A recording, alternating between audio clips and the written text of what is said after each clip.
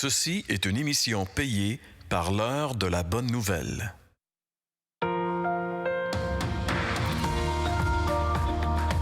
Suivant ce que nous ont transmis ceux qui ont été des témoins oculaires dès le commencement et sont devenus des ministres de la parole, il m'a aussi semblé bon de te les exposer d'une manière suivie, excellent Théophile, afin que tu reconnaisses la certitude des enseignements que tu as reçus.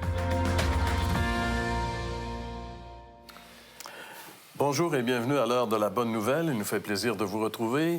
Bonjour François, bonjour Jeff. Bonjour Jean-Pierre. Et encore aujourd'hui, on va pousser un peu plus loin dans notre aventure dans l'Évangile selon Luc. On a vu qu'à un moment donné, dans la synagogue de Nazareth, Jésus avait défini un peu quel était son ministère, c'est-à-dire guérir les gens qui étaient malades, faire voir les aveugles, etc. Et on va voir aujourd'hui que Jésus va justement être celui qui va faire beaucoup plus qu'une guérison physique, parce qu'il est venu dans un but très précis. On a tous atteints d'une maladie terrible que la Bible appelle le péché, et le seul qui peut vraiment agir à ce niveau-là, c'est Jésus. On va voir à l'occasion d'une guérison que Jésus va aller plus loin que la guérison physique, et ça soulève le point... En fait, c'est comme si Jésus voulait nous démontrer que nous, les êtres humains, malgré nos problèmes, nos difficultés physiques, on a un problème qui est plus grave que ça encore. Tout à fait. Et moi, justement, si tu veux m'envoyer au Vox Pop, j'ai posé la question, parmi toutes les difficultés que le monde peut vivre, quel est le problème le plus grave de l'être humain? Ça, c'est la question du Vox Pop pour aujourd'hui. Alors, on écoute. Parmi toutes les difficultés humaines, selon toi, quel est le problème le plus grave de l'humanité? Le manque de cohésion, le manque d'écoute, le manque de collaboration, de communication, tout ce qui fait qu'on est désunis puis qu'on n'est pas ensemble. Si seulement il pouvait y en avoir qu'un. De ne pas respecter son prochain. Vouloir se revenger, c'est un problème. Oh, c'est son égoïsme, je pense. Le manque d'amour. La désobéissance. Moi, je pense à l'argent. L'homme. Où il y a de l'homme, il y a de l'hommerie. On n'est pas capable de reconnaître l'être humain en quelqu'un qui est différent de nous. Je dirais peut-être l'impatience. Je crois que l'argent est un petit peu un problème vis-à-vis du monde, les pauvres, les riches. C'est sûr que ça l'aide pas. Là. Tout le monde est concentré sur l'argent, fait que c'est sûr que ça peut créer des problèmes quand t'en as pas. Moi, je pense que c'est le fait de ne pas accepter Dieu dans sa vie. De ne pas se dire qu'il y a quelqu'un qui t'aime à tel point qu'il il prend soin de toi. Je pense que c'est ce manque-là, de ne pas avoir Dieu dans sa vie. Donc, ça fait qu'on n'a pas de balise. Encore une fois, on a quand même une variété là, de réponses à ta question, François. Tout à fait. Excuse-moi. La dernière, j'avais jasé un petit peu avec elle, puis j'ai vraiment compris qu'elle était vraiment chrétienne, née de nouveau, parce que l'idée que c'est Dieu qui manque chez l'être humain, c'est ça qui est la base selon ce que nous comprenons dans la Bible. Il y en avait un qui avait dit que Dieu nous a créés avec un vide. Mais en fait, on a un vide qui a la forme de Dieu et que Dieu seul peut combler. Et ça, tout le problème est là. Toutes les autres choses, l'argent et toutes les choses, c'est vrai que ça fait un problème, mais fondamentalement, c'est pas le régime politique, c'est pas l'argent, c'est l'être humain, c'est l'homme. Puis le monsieur, là, qui a dit où il y a de l'homme, il y a de l'hommerie, il avait l'expérience, à mon avis.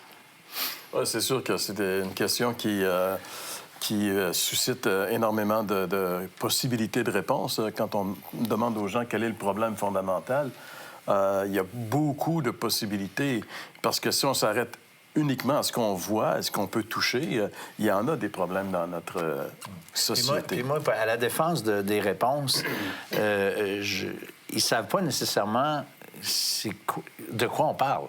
Les gens dans la rue, je les prends comme ça, alors c'est comme de nulle part qui répondent. Alors, tu sais, c'est pas nécessairement des mauvaises réponses, c'est des bonnes réponses, mais au-delà de ces réponses-là, c'est ce que la Bible nous enseigne par rapport à l'être humain, par rapport à cette relation avec Dieu qui a été rompue à cause du péché.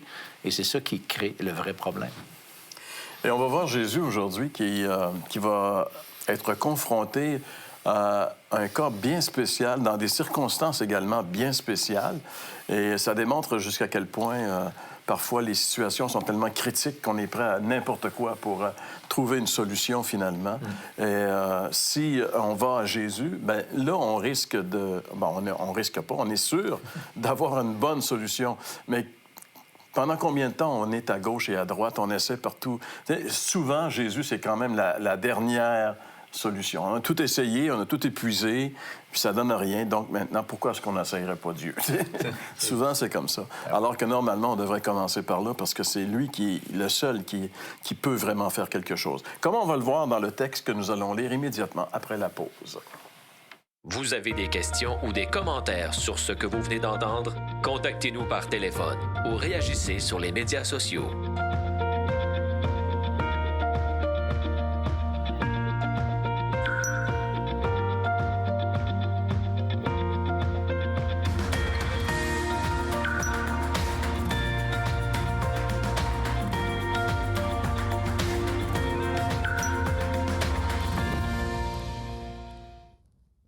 L'heure de la bonne nouvelle, en collaboration avec le Messager chrétien, vous offre gratuitement le recueil de méditation quotidienne La Bonne Semence. Pour en recevoir un exemplaire, écrivez-nous à l'heure de la bonne nouvelle, casier postal 25015, Trois-Rivières, Québec, G8Y0B5. Vous pouvez également nous joindre à info@hbn.ca ou par téléphone 1-866-509-1319. Alors, le texte d'aujourd'hui, on le retrouve dans l'Évangile de Luc, chapitre 5, et on va lire les versets 17 jusqu'au verset 26. Un jour, Jésus enseignait. Des pharisiens et des docteurs de la loi étaient là assis, venus de tous les villages de la Galilée, de la Judée et de Jérusalem, et la puissance du Seigneur se manifestait par des guérisons. Et voici des gens portant sur un lit un homme qui était paralytique, cherchaient à le faire entrer et à le placer sous ses regards. Comme ils ne savaient pas par où l'introduire, à cause de la foule, ils montèrent sur le toit et ils le descendirent par une ouverture avec son lit au milieu de l'assemblée devant Jésus.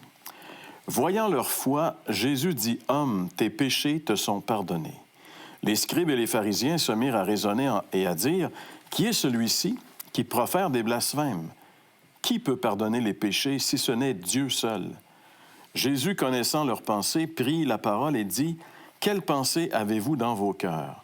Lequel est le plus aisé de dire, « Tes péchés te sont pardonnés » ou de dire, « Lève-toi et marche. » Or, afin que vous sachiez que le Fils de l'homme a sur la terre le pouvoir de pardonner les péchés, je te l'ordonne, dit-il au paralytique, « Lève-toi, prends ton lit et va dans ta maison. » Et à l'instant, il se leva en leur présence, prit le lit sur lequel il était couché et s'en alla dans sa maison, glorifiant Dieu. Tous étaient dans l'étonnement et glorifiaient Dieu, remplis de crainte. Ils disaient, « Nous avons vu aujourd'hui des choses étranges. » Alors voilà notre texte d'aujourd'hui qui nous présente... En fait, c'est une histoire qui est quand même connue. Hein? Je pense que dans les Écritures, dans les Évangiles, dans la vie de Jésus, il y a des événements, il y a même des phrases que Jésus a dit qui sont passées dans la culture de génération en génération. Et 2000 ans après, c'est encore dans notre mémoire collective. Et quand on parle de la guérison de ce paralytique, on adresse vraiment quelque chose que les gens connaissent un peu. Et ce qui se passe ici... On le sait, ça se passait dans la maison de Pierre à Capernaum. C'était des maisons qui étaient quand même rudimentaires et dont le toit souvent était en chaume ou en tuile. C'était quand même pas tellement difficile de percer un trou. Hein. Et c'est de cette façon-là qu'ils ont pu, ces amis, descendre leur ami qui était paralysé. Ouais. On peut se poser la question, c'est qui avait la foi là-dedans? Est-ce que c'était l'homme malade ou ses copains? Ou c'est un travail d'équipe? Puis encore une fois, pour aider les gens souvent à ne pas avoir une mauvaise ou une fausse notion de la foi, il faut se rappeler d'où vient cette foi qu'ils ont, parce que Jésus est en train d'enseigner.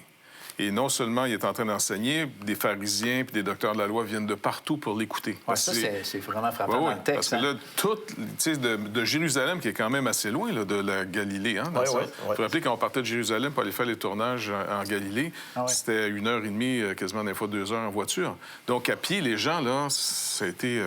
Donc, ils se rassemblent tout là, à Capernaum, près du lac, hein, vous vous rappelez, là, sur le bord près de la synagogue, tout ça. Et dans ce lieu, il enseigne. Mais qu'est-ce qu'il est en train d'enseigner? Jésus peut enseigner juste 2 choses. Les promesses de Dieu s'accomplissent. Parce qu'on se rappelle que dans sa propre synagogue, à Nazareth, qui était un peu plus loin, là, il avait changé son quartier général, il l'a fait à Capernaum. On avait vu, il dit, l'Esprit du Seigneur est sur moi pour annoncer une bonne nouvelle, le jubilé de Dieu. Il annonce l'année de grâce du Seigneur, l'annulation des dettes. C'était la grande promesse. Et là, quand il enseigne inévitablement ce que la loi dit pour montrer comment je sais que j'ai des dettes. Tu sais, dans le sens que quand tu reçois tes comptes, là, c'est une dette. Puis ça, c'est toujours plaisant de recevoir ça, des comptes. On court après ça.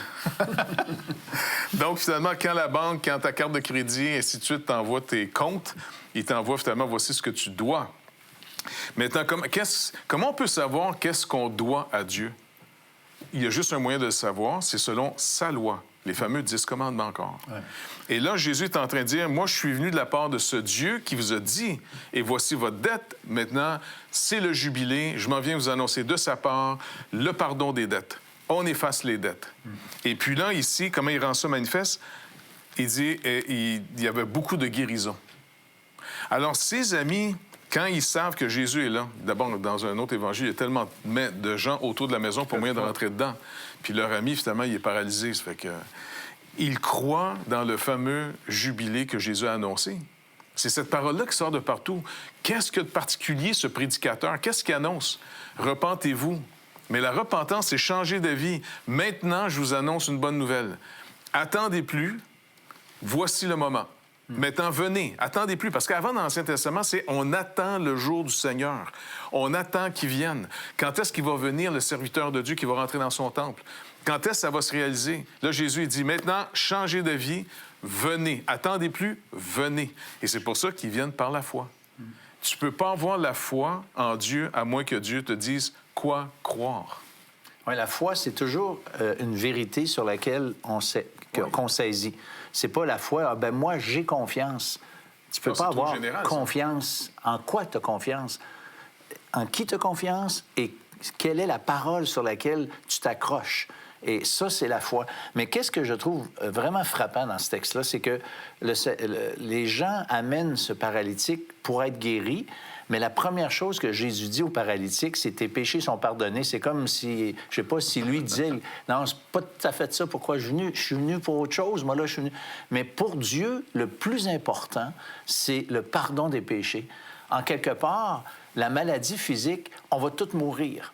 Alors, le plus important, c'est le pardon des péchés. Et c'est ça que Jésus, finalement, focus sur ce besoin-là. Dans ce passage, on voit que Luc veut, encore une fois, faire ressortir la personne de Jésus. C'est comme si Luc le prenait, puis il voulait qu'il le mettait au-dessus de la foule. Regardez, c'est lui qui est important. C'est que lorsqu'il dit, par exemple, la puissance du Seigneur se manifestait par des guérisons. Les foules étaient attirées par Jésus parce qu'il se passait quelque chose. Ouais. Les gens venaient avec des maladies, puis ils étaient guéris, mais pour le vrai. La puissance, et ça, c'est la puissance. Luc, il nous dit ici que c'est la puissance de Dieu qui se manifestait dans les guérisons que Jésus effectuait. Donc, Dieu était puissamment présent au milieu de son peuple, dans la personne de Jésus. Et un peu plus bas, il est dit, Jésus dit, « Afin que vous sachiez que le Fils de l'homme a sur la terre le pouvoir de pardonner les péchés. » Et eux, quand Jésus a dit ce que tu as dit, tes péchés sont pardonnés, eux, ils ont dit, quel blasphème! Pourquoi? Parce que Dieu seul peut pardonner les péchés. C'est lui qui est le débiteur, c'est lui qui... Tu sais, on lui doit tous à lui. Et puis en même temps, à l'époque, là, on va où pour confesser et recevoir le pardon de nos péchés? À Jérusalem, au temple. Avec un animal. Avec un animal. Ouais. Et là, finalement, on est en Galilée, dans une maison. Puis on n'est pas au temple à Jérusalem. Et Jésus, finalement, pardonne le monsieur. Jésus n'est même pas, finalement, de la tribu de Lévi, qui était la seule tribu qui fait avoir des prêtres, qui était assigné à cette tâche de recevoir les sacrifices, entendre les choses, déclarer, finalement, selon la loi de Moïse, s'il y a pardon. Là, ici, Jésus est assis là. Et puis, il dit, je te déclare pardonné. Il dit, mais pourquoi vous avez ces pensées-là? Qui blasphème, le monsieur? Ils ont raison s'ils ne comprennent pas qui il est. Ouais, parce qu'il y a il n'y a erreur sur pas la un personne. être humain sur Terre qui a le droit de dire, au nom de Dieu, je te pardonne. Tu sais, c'est par exemple, regarde bien, si tu donnes une claque à Jean-Pierre, vas-y, donne-nous une claque, moi te la remettre après. Donc, si tu claques Jean-Pierre... Moi, je peux pas dire, moi, je te pardonne, tu sais, je le pardonne. Non, tu vas dire, attends, si tu pardonnes, il faut que tu m'en donnes une, tu comprends? On ne peut pas pardonner l'erreur d'un autre. Tu peux juste pardonner. L'agressé seul peut donner le pardon. Quand Jésus il dit, j'ai reçu le pouvoir de pardonner, donc il est en train de rappeler en disant, savez-vous à qui vous avez fait la faute? C'est celui qui vous pardonne en ce moment. Donc, non seulement c'est l'homme incarné qui s'en vient tout prendre la responsabilité de tous ceux qui ont fait la faute, s'associer à nous, mais en même temps, il dévoile indirectement ce qu'il est. Je suis l'offensé. Dieu seul est offensé, car Dieu seul peut pardonner les péchés. David, dans son psaume, le roi David, à l'époque, il y a bien des années, avait finalement fait un crime terrible. Et quand il écrit le psaume 51, il rappelle une chose, « J'ai péché contre toi et contre toi seul. » Donc, le péché est toujours contre Dieu parce que je n'ai pas représenté, en tant qu'image de Dieu, le caractère de Dieu. Jésus, ici, il est en train de manifester clairement qu'il est le Dieu qui pardonne, et non seulement qu'il est le Dieu qui pardonne, il est le temple, le lieu de la rencontre. L'être humain était supposé être un temple pour Dieu dans sa création. Et c'est pour ça que, puisque l'être humain ne l'est plus, eh bien, en image, on en a bâti un à Jérusalem, comme Dieu avait dit à Moïse, fais-le selon le modèle que tu as vu sur la montagne. Et c'est pour ça que Jésus a déjà dit une phrase incroyable, et c'est là-dessus que plus tard, ils l'ont tué. Quand il a dit, détruisez ce temple et je le relève en 3 jours. Il me semble que ses disciples sont à côté de lui, puis ils regardent la bâtisse en disant... Tu sais, même le démolir, ça va prendre plus que 3 jours, je pense. Ça fait qu'il ne comprenait pas qu'il parlait de son corps. C'est lui, le temple. Et donc, ici, il est en train de manifester. Partout où il est, Dieu est là. Parce qu'un temple, c'est le lieu de rencontre entre Dieu et le peuple. Sur Terre, c'était le lieu de rencontre. Maintenant, il dit, c'est plus à Jérusalem, c'est plus sur cette montagne quand il parle à la Samaritaine. Mais il dit en esprit, en vérité. Donc, il y a vraiment une histoire intense là-dedans. Absolument. C'est trop beau, ça. Lorsqu'il dit « le Fils de l'homme a sur la terre », c'est gros, sur ça. la terre. Il est en train de dire Dieu est présentement sur la terre. Parce que il est au milieu de vous. C'est ça qu'il est en train de dire. Oui. Et c'est pour ça qu'eux, ils disent que c'est un blasphème. Parce que si c'est pas vrai, c'est effectivement un gros blasphème. Mais si c'est vrai, c'est pour ça qu'il finit après ça avec une phrase classique. Est-ce que c'est plus facile de dire à quelqu'un tes péchés sont pardonnés, ce que tu peux pas voir? Ou, OK, tout le monde le connaît comme paralysé, ce monsieur-là, ou que ce gars-là se lève si je dis de se lever. Bon, afin que vous sachiez que j'ai le pouvoir de pardonner les fautes, que vous ne pouvez pas voir, mais que vous devez croire. Alors, je te dis, lève-toi, prends ton lit. Pas de physiothérapie, à rien. Il me semble, le gars que t'es paralysé pendant un bout de temps, va avoir des petites jambes de rien, tu sais. Ils ont grossi, pogne son lit, s'en va chez eux. Là, les gens sont dans la crainte. Wow! T'sais. Mais encore là, la raison pour laquelle Jésus peut pardonner les péchés, c'est parce qu'il allait aller à la croix subir ce châtiment. Tu sais, cette fameuse parole de Jésus sur la croix, mon Dieu, pourquoi m'as-tu abandonné? Ben, c'était ton péché, mon péché. Alors, si Dieu est capable de pardonner, si Jésus avait l'autorité de pardonner, même Dieu ne pouvait pas pardonner sans compensation d'un sacrifice. Parce que Dieu est un Dieu juste. Et le fait que Dieu est un Dieu juste, il ne peut pas juste dire « on va laisser faire la dette ». Si moi, j'ai brisé quelque chose chez toi, Jean-Pierre, et puis tu dis « tu me pardonnes », bien, ça veut dire que tu assumes le bris que tu as fait. Alors, Dieu a assumé lui-même dans la personne du Christ le bris du péché afin que nous, on puisse être pardonnés. Alors ça, c'est la raison fondamentale. Au-delà du fait qu'il était Dieu, le fait qu'il a été à la croix, c'est ce qui fait qu'il peut pardonner nos péchés. Alors, ce jour-là, ce gars-là est arrivé chez eux avec son lit sur le dos. Quelque chose. Il est entré dans la maison, puis sa femme a dit « Hey, qu'est-ce qui se passe avec toi? » Ah, il dit « J'ai rencontré quelqu'un. J'ai rencontré quelqu'un qui a pardonné mes péchés, puis qui m'a redonné la santé. » C'est qui? Hein? Elle veut le savoir, c'est qui? C'est le jubilé. C'est le ça. gars revient dans sa vie pardonné. C'est comme si tu peux retourner chez toi, tes dettes ont été payées. Il redonne la vie à quelqu'un en disant, regarde, ça, c'est juste en image en plus. Suis-moi et je vais payer finalement une vraie dette. Donc, c'est pour ça que Jésus dit, quiconque va mettre sa confiance en moi, il ne le regrettera jamais. Car même s'il meurt, il ne mourra pas. Donc, il est en train de nous dire, je vais vous redonner la terre, je vais vous redonner la vie, je vais vous redonner vos corps. La maladie, la mort, toute la destruction ne peut pas m'empêcher de vous manifester mon amour. Mais venez à moi. Mais si vous dites non, vous allez périr par votre faute, pas par la faute de Dieu. Il nous l'offre. Souvent, quand les gens disent « Ah, j'en veux pas », explique-moi, il y a une logique qui m'échappe, cette là. Tu ne veux pas être pardonné, tu ne veux pas la vie éternelle, tu veux les ténèbres pour toujours. Je veux dire, tu fêlé à ce point-là, là? Explique-moi, là, tu sais. Non, mais honnêtement, il faut que quelqu'un m'explique pourquoi les gens disent non. On n'a pas dit, il faut que tu payes tant, il faut que tu fasses ça. Le Seigneur dit, c'est sur mon compte. Puis les gens vont dire non. Et comment? Je comprends pas, moi, là. Ça va pas. C'est la chose la plus terrible que de refuser la main tendue de Dieu. Et cette main, il l'attend encore aujourd'hui à travers notre émission. Comment faire pour connecter avec le Seigneur Jésus-Christ et, comme cet homme, avoir une vie complètement transformée? C'est ce que Jean-François nous explique après le retour de la pause. Des questions ou des commentaires sur ce que vous venez d'entendre? Contactez-nous par téléphone ou réagissez sur les médias sociaux.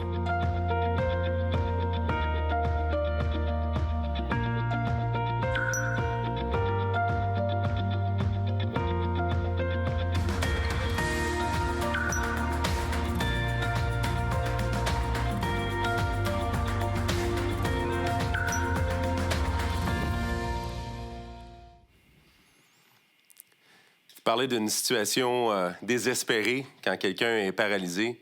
Il peut même pas marcher par lui-même. Donc, c'est quand même spécial, c'est vrai, que ceux qui l'ont amené, c'était ses amis. Parce que même s'il reconnaît son besoin, il est même pas capable de se rendre lui-même, le paralytique. Et donc, il a fallu qu'il fasse connaître son besoin. En fait, tout le monde connaît son besoin. Peut-être que ça rend ça plus simple pour lui. Mais il y a un besoin physique. Ça a l'air que Jésus avait décelé un autre problème qui était spirituel. Parce qu'avant, quand il se présente, il n'est pas arrivé en disant « Pardonne mes péchés », mais Jésus avait identifié ça. Sauf que quand peut-être, on imagine, on ne le sait pas parce que l'histoire ne nous le dit pas, mais comment ça se passe exactement? Est-ce que c'est le paralysé qui parle à ses amis puis qui dit « S'il vous plaît, aidez-moi, amenez-moi à Jésus, parce que je crois que lui peut changer ma situation. » Chose certaine, c'est qu'ils sont là. Ils montent sur le toit, et puis là, le paralytique descend devant Jésus. Qu'est-ce qui devait se passer à l'intérieur de lui? Son cœur devait battre fort. Et là, il se dit, qu'est-ce qui va arriver avec ma vie? J'arrive dans une situation désespérée. Je peux rien faire pour moi-même.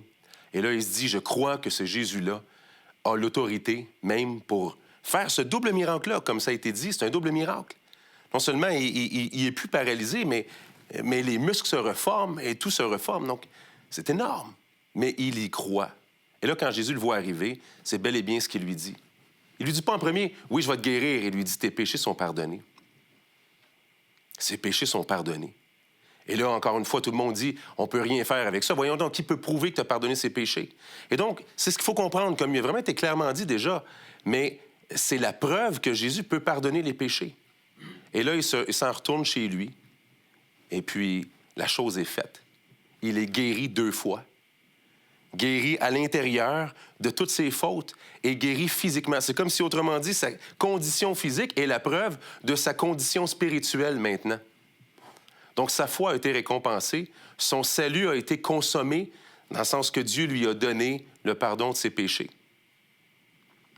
Mais, donc, cette guérison spirituelle-là, on en a tous besoin. Ça a été le cas pour moi quand j'ai réalisé, à un moment donné, que j'avais besoin de ce sauveur-là. Mon problème à moi dans la vie, c'est que j'étais un bon petit gars. Parce que tous mes amis avaient commencé à prendre la drogue, tous mes amis avaient commencé à boire. Et puis moi, j'avais été élevé comme quelqu'un d'honnête. Moi, j'avais pas besoin d'être guéri en dedans. Moi, j'avais l'impression que je me débrouille avec Dieu quand je me retrouve au ciel. Moi, j'ai pas de problème, il me laisse entrer. Je veux dire, du bon monde comme moi, ça va au ciel. Mais le problème, c'est que j'étais atteint d'une maladie qui faisait en sorte que j'étais déjà mort et j'avais besoin d'un sauveur. Quand j'ai vu Jésus, il a fallu que je réalise que, écoute, si Dieu ne fait pas quelque chose pour la condition qui est à l'intérieur de moi, je suis fini. Je suis venu à Jésus comme un paralysé. Donc, vous pouvez être paralysé, vous pouvez être dans ce besoin-là et ne même pas le savoir encore.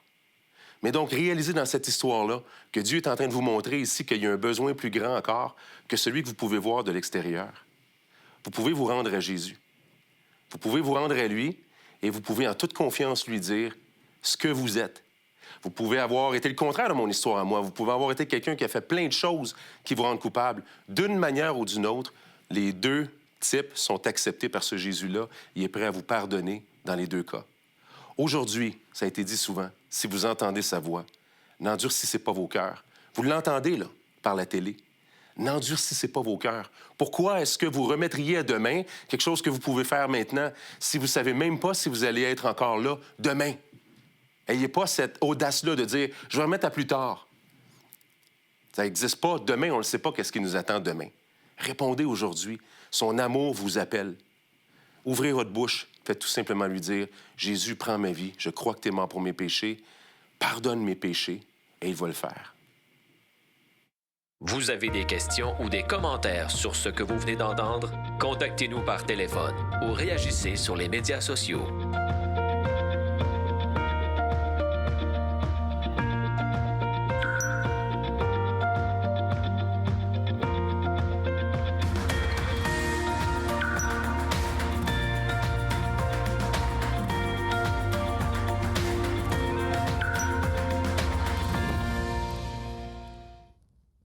L'heure de la bonne nouvelle, en collaboration avec le Messager chrétien, vous offre gratuitement le recueil de méditation quotidienne La Bonne Semence. Pour en recevoir un exemplaire, écrivez-nous à l'heure de la bonne nouvelle, casier postal 25015, Trois-Rivières, Québec, G8Y0B5.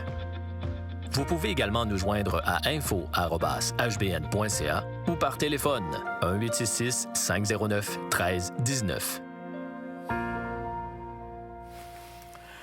Luc nous a démontré à travers son évangile que Jésus était présent au milieu de son peuple. Il était là comme étant celui qui est Dieu, le Messie qui avait été promis à travers ses paroles, à travers ses actes, mais particulièrement ses miracles étonnants, comme ce fut le cas dans la barque de Pierre avec les poissons, comme c'est le cas dans cette maison où cet homme a été pardonné et qu'il a été restauré dans sa santé. Tout cela démontrait en fait qui était vraiment Jésus. C'est le seul espoir qu'on peut avoir. Honnêtement, il n'y en a pas d'autre espoir. Ça fait 2000 ans que Jésus, finalement, à peu près, là, qui nous a annoncé cette bonne nouvelle. Et longtemps, moi, j'ai pensé que quand on nous disait « Jésus est venu sauver le monde », je trouvais pas que le monde avait été bien sauvé, jusqu'à ce qu'il nous sauve de ce monde, un à un. « Venez à moi, vous tous qui êtes fatigués et chargés, je vais vous donner du repos. » C'est le jubilé. Je vous donne le pardon, venez. Puis, je veux dire, il faut dire aux gens, arrêtez de vous ostiner de ne pas venir. Ouais. Privez-vous pas de cette grâce. Vous allez périr sinon. Dans le texte, là, c'est marqué, Jésus, il dit, « Quelle pensée avez-vous dans vos cœurs? » Et tous ceux qui nous écoutent aujourd'hui réfléchissent, pensent à des choses et ont leur petite opinion. Mais Jésus nous pose la question, « Quelle pensée avez-vous dans vos cœurs? » Arrêtez de penser, là, et écoutez-moi. C'est un peu ça que ça dit. Le seul moyen qu'ils peuvent vérifier, c'est d'aller par eux-mêmes. Ils n'ont même pas besoin de nous le dire. Ils ne doivent rien à nous autres. On fait juste... Nous autres, on est les quatre chums qui descendent le gars en bas. C'est vrai. Maintenant, c'est lui, que le Seigneur puisse les toucher. Le gars, c'est vous. C'est ça. Donc, on vous invite à venir à Jésus et à le recevoir comme Sauveur et Seigneur. Et on vous donne rendez-vous la semaine prochaine pour une autre émission de l'heure de la bonne nouvelle.